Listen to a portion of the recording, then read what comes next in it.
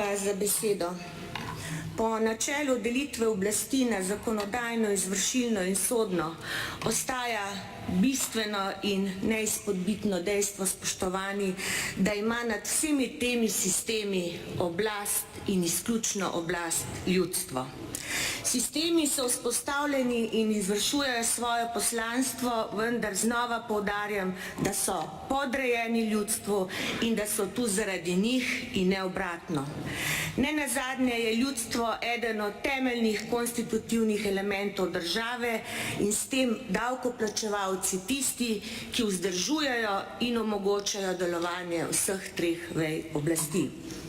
Pravna država, zakonito in nepristransko ravnanje organov odkrivanja in pregona, učinkovito, neodvisno in nepristransko sodstvo je v normalnih in razvitih demokracijah garant varovanja ustavnosti, zakonitosti, načela pravne države, človekovih pravic in temeljnih svoboščin. Navedeno je ključno za pravičnost in zdrav razvoj celotne družbe.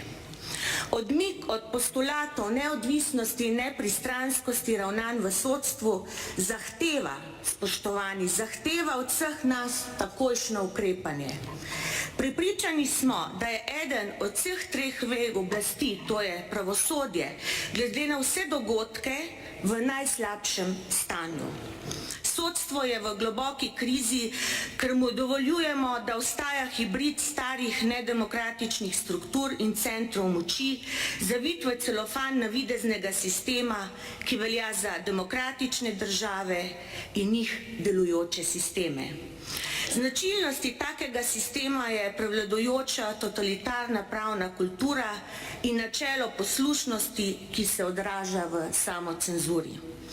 Takšna ukrivljenost in prilagodljivost ravnanj pa posledično daje odvezo tudi tistim v sistemu, ki kršijo temeljne človekove pravice, na drugi strani pa ne storijo nič, ko gre za krajo družbenega premoženja, milijardno pranje denarja v naši banki in korupcijo v zdravstvu.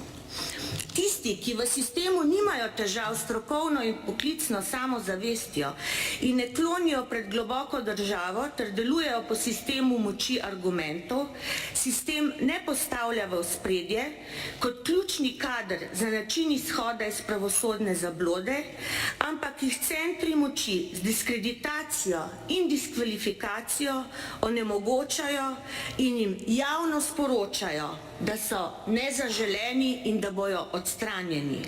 Ni slučajno, da so si nedemokratični sistemi za prvo žrtev pri ohranitvi svojega delovanja izbrali ravno sodstvo.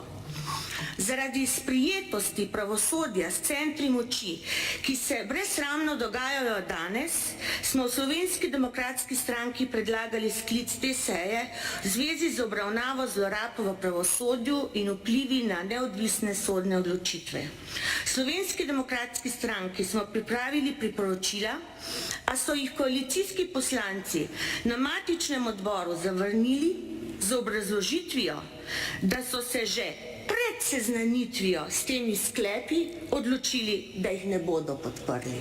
Se pravi, predno so jih poznali, so se odločili, da jih ne bodo podprli. Na različne načine so želeli vplivati, da do te seje sploh ne bi prišlo.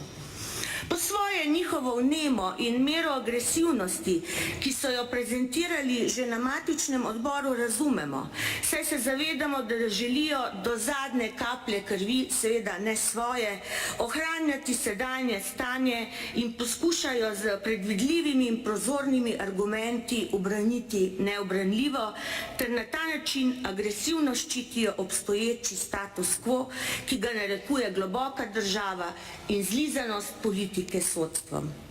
Vendar nedavni dogodki kličejo k takojšnjemu ukrepanju, saj je ogrožena pravna država in pravna varnost prebivalcev Republike Slovenije in na tej točki v SDS ne bomo nikoli popustili.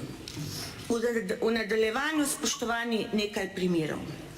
Politični proces Patria, kjer je ustavno sodišče ugotovilo, da kaznivo dejanje sploh ni vpisano, še manj pa dokazano, vsa pomembnejša procesna dejanja pa so bila vsa leta neverjetno natančno časovno usklajena z državnozborskimi, evropskimi in lokalnimi volitvami. Že 2 leti, spoštovani, je znana izjava slovenskega sodstva, da je sodnik Milan Štrukelj Jožetu Razpotniku dejal, da so osebe v primeru Patrie obsodili, ker je takšna komanda prišla z vrha in da je posledično glasoval za to, da so se obdolženi več mesecev znašli v zaporu. Se pravi, deloval je po navodilu. Epilog.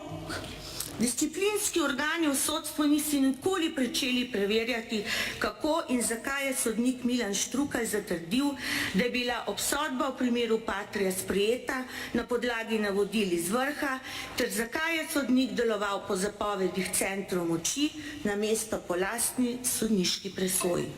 Naslednji primer. 22.1.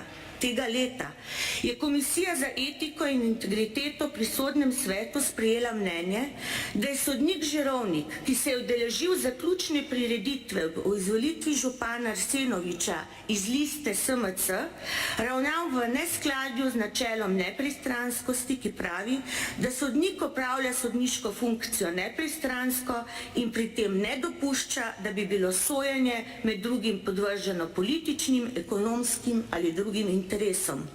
Deloval je tudi v nasprotju z načelom nezdružljivosti, ki določa, da sodnik uravnava svoje zasebne ali javne zunajsodne dejavnosti tako, da ne prihaja v nasprotje s svojimi poklicnimi dolžnostmi ali z ugledom in dostojanstvom sodniškega poklica.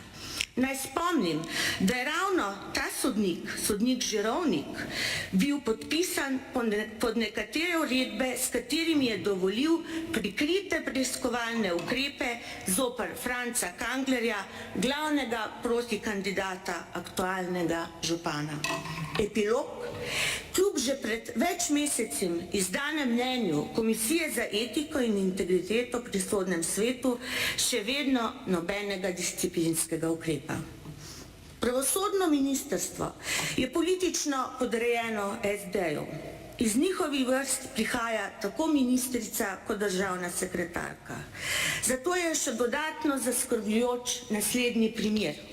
Novica, ki je pred dnevi zaokrožila v javnosti, da sta se sodnika okrožnega sodišča v Mariboru Matjaž Tok in podpredsednik tega sodišča Slavko Gazvoda udeležila strankarskega srečanja SD-ja. Sodnik Gazvoda je nosil celo majico, na kateri je bil viden totalitarni komunistični simbol. Gre za skoraj identično zgodbo, ko je predsednica okrajnega sodišča Vesna Pavlič-Pivk pred leti na nekem javnem dogodku, odeta v simbole nekdanjega totalitarnega režima, v rokah pa drži zastavo bivše komunistične in nedemokratične države. Odkrita promocija revolucionarnih in nedemokratičnih simbolov zastavlja vprašanje delovanja teh predstavnikov sodne veje oblasti, zlasti v luči odločb Ustavnega sodišča, ki nedvomno propoveduje poveličevanje simbolov totalitarnih režimov. Epilog. Popolno sprenevedanje ministrice ob eklatantnih kršitvah etičnega kodeksa in zakona o sodniški službi, od pristojnih iz pravosodja pa še nobenega ukrepa. In zadnji primer.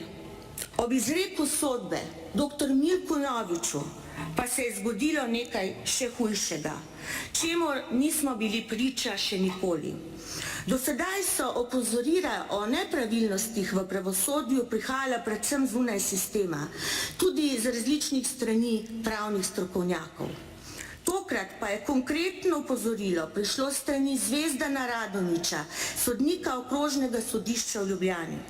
V svoji obrazložitvi oprostilne sodbe Noviču je opozoril na hude in nedopustne pritiske, ki jih je bil deležen v času procesa, s katerimi se ga je želelo najprej disciplinirati in nato diskreditirati. Skratka, onemogočiti zato, ker je proces vodil po edinem pravem načelu pravičnosti.